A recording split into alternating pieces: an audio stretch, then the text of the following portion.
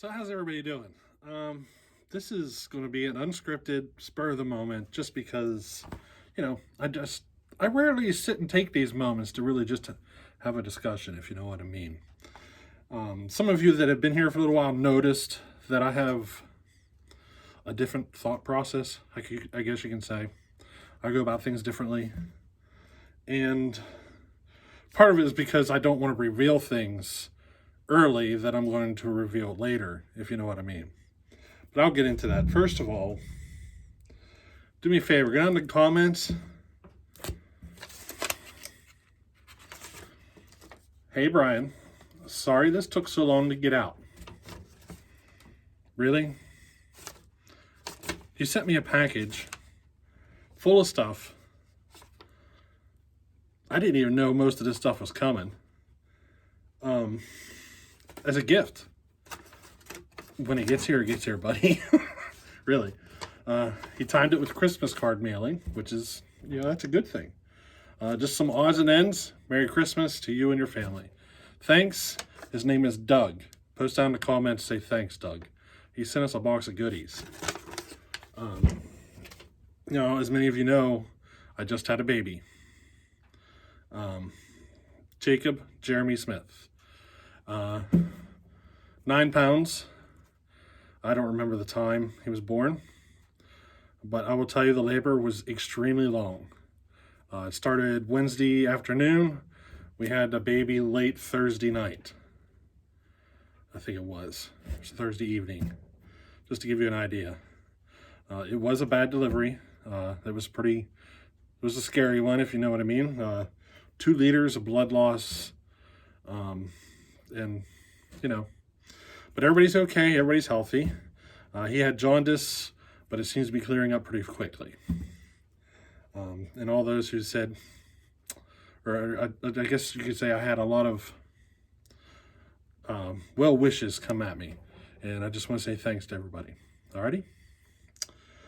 Just a little insight. Jacob Jeremy Smith. Jeremy is the name of my nephew. My family lost both my niece and my nephew this year in 2020. So my sister lost both of her children in 2020. It was a pretty dramatic year for us. And we took the Jeremy name and put it in Jacob's middle name. So that's where that came from. But back on to Doug here. I kind of already went through this box because I was like, what in the heck is this? I couldn't wait, He sent me a whole bunch of Scotch-Brite. And if you get into this work, you use this. And he already sent me a package with a whole bunch of this stuff. This guy, he's supplying me pretty much with most of my parts anymore. It's kind of funny. Take a look at this. More Scotch-Brite. This is really special. I believe this one's a little more abrasive. Okay. But I got something special for you. This guy built. This is a homemade, custom build honing tool. Specifically sized for these Homelight Super XL autos and similar cylinders. You see the slots? You can insert your sandpaper, wrap it around, and you see how the slots, one's one direction, one's the other. This is just so that when you go in this direction, you pull from one, and when you switch it around the other way, you can pull from the other direction. It just helps it grab. Specifically sized for the Homelight Super XLs with the Scotch-Brite, sandpaper, and everything. Very good. Very good little tool. Thanks, man. He did one other thing. Sent me a bunch of bits for our grinding work.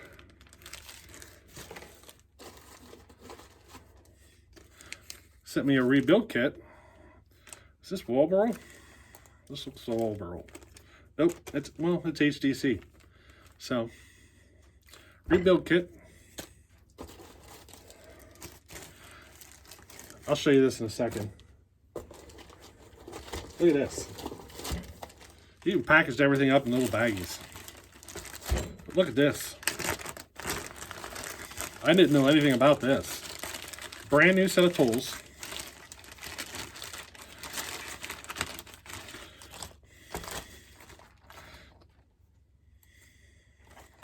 It's a hollow punch set.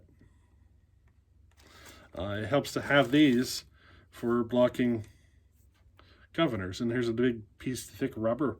Almost looks like, I don't know what that's from. But for using with these punches. I mean, this guy's freaking spectacular. I want to show you this. Just to give you a quick look. It's a homemade gasket he made.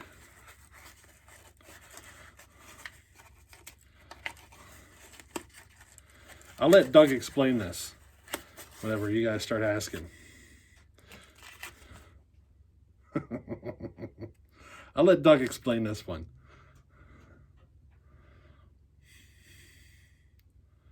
There's two. There's actually two there glued. But down in the comments there. Post a comment. I'll let Doug explain that.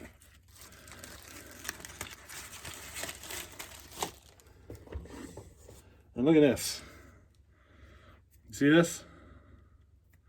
It's a 1/2-inch drill chuck. This is a nice thing to use for putting timing wheels on your saw. You just open up the chuck, put it right on the shaft, tighten it down, and you fasten your timing wheel right here. I think I might have to drill my timing wheel out some. I think it's too small. Yeah. So I've just been using a bolt, and my bolt's too small. I'll have to drill it out. But look at this. He went and picked up a 1/2-inch chuck so that I could put that on my timing wheel and use this. I didn't know anything about him setting this. Make sure you say thanks to Doug. Now look at this. Brand new piston. I think the rings are in there too. Yep. Everything I need. Super XL Auto. It looks like Super XL Auto. Brand new piston. I didn't see this before. He's got that jammed down in the bottom. I didn't even notice this before, man.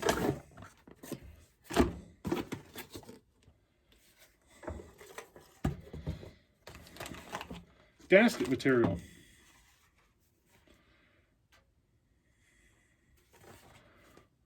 Gasket material. Gasket material. This is the cork style. This one's pretty thick too. Gasket material for making custom gases. I didn't even notice this the first time I opened it. I'm glad I looked. I would have thrown that out. I just happened to catch the reading there. But this guy has literally been sending me so much stuff to help with the channel. It isn't even funny. Maybe he thinks I'm entertaining. I don't know.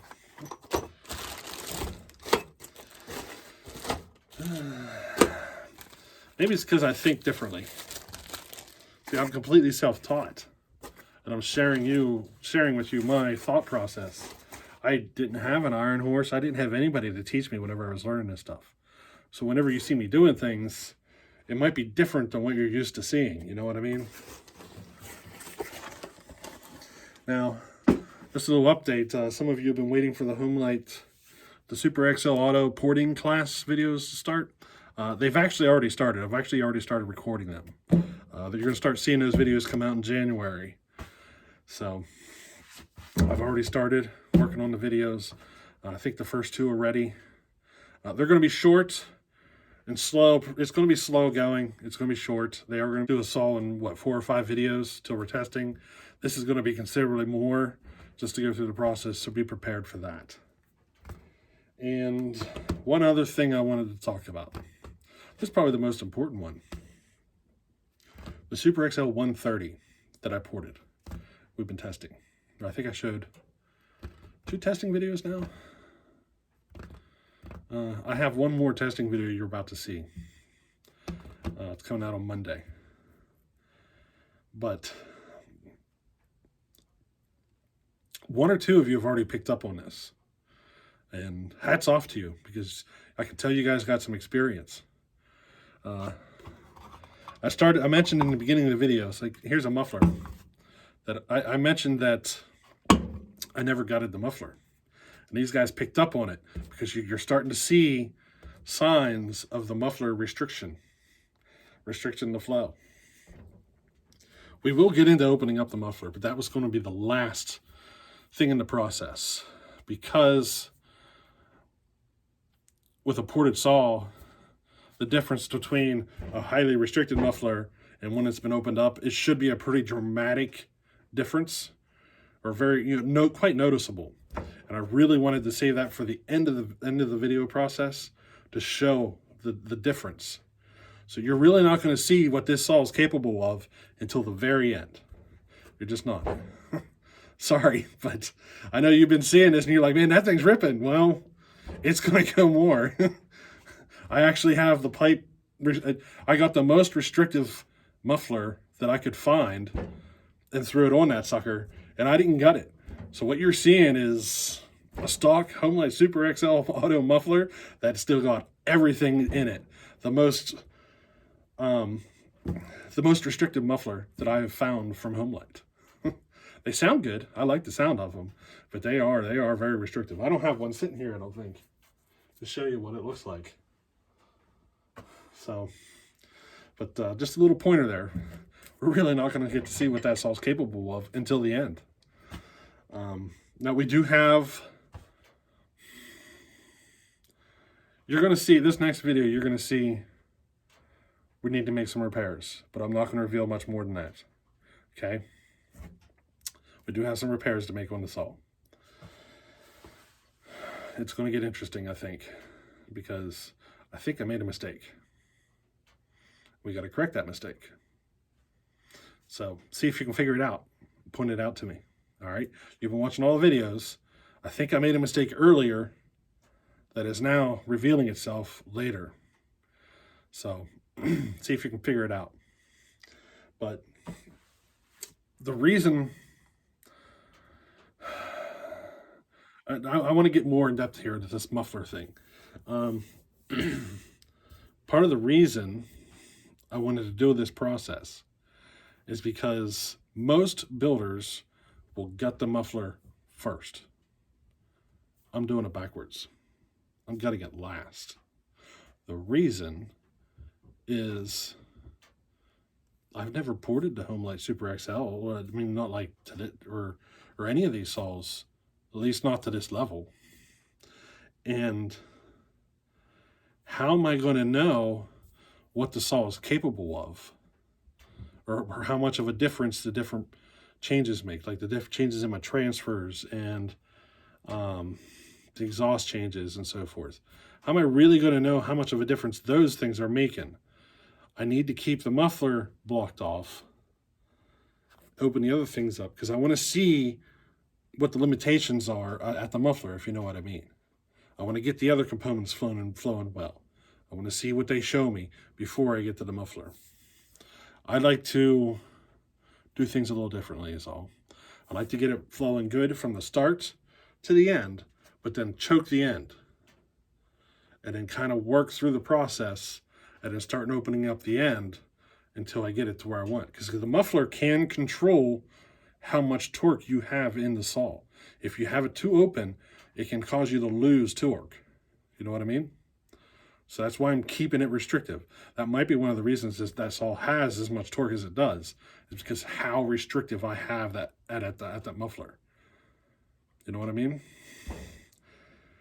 Think of it like air pressure. Okay? The muffler, as air's coming out of it, it will build pressure inside the muffler. And the transfers are open at the same time that you got gas headed out the muffler. And basically all that's going to happen is you're going to equalize pressure above the piston and below the bottom of the crankcase is what you're doing. So when those transfers open up, you're equalizing the pressure. And if your muffler is too restrictive, the pressure won't equalize at zero. It'll equalize to somewhere else. You know what I mean? I'll get more detailed later. This video is already long enough. But that's kind of what I'm doing. See if you can figure out what I'm talking about. It's all about pressures is what I'm thinking. Watching how much pressure I can build in here, because let me put it this way. If this is still too open, I'll actually get to a point where pressure will drop down and allow fuel to spill right out the muffler. And at that point, we start losing torque. So the idea is to try to keep that pressure at just the right point to get as much fuel up there as possible, to get as much torque as possible. We want that fuel to stay in there. So we got to maintain at least a little bit of pressure in this muffler in order to shut that down at just the right moment. And the only way we're going to be able to do that is to open the muffler up a little at a time after we do the rest of the process. I hope that makes sense. But that's my thought process. That's how we're approaching this build. So you really won't see what the full potential of that saw until the very end. And then, heck, you're not even going to see that saw completely finished probably till summer. It's going to go a little further than what we're doing now. It's actually going to go hot rod. Think of a 1930s Ford hot rod. How do they run, perform, and look? That's where we're headed with that saw. So, it might be summer till we're finished, but that's where that saw is headed. Just a little clue. But thanks for stopping in and listening to my rant. We'll catch you in the next one. And don't forget to comment down there. Say, hey, thanks, Doug. And you guys who are building the Super XL autos along with me, post in the comments. Let me know your numbers. Okay? Every time you see me talking and posting and everything, let me post the comments that give me the numbers. I've already started getting numbers. I want to see yours. Alrighty? So, thanks. Come back again. And don't forget to subscribe and hit that alarm and give it a thumbs up. Later.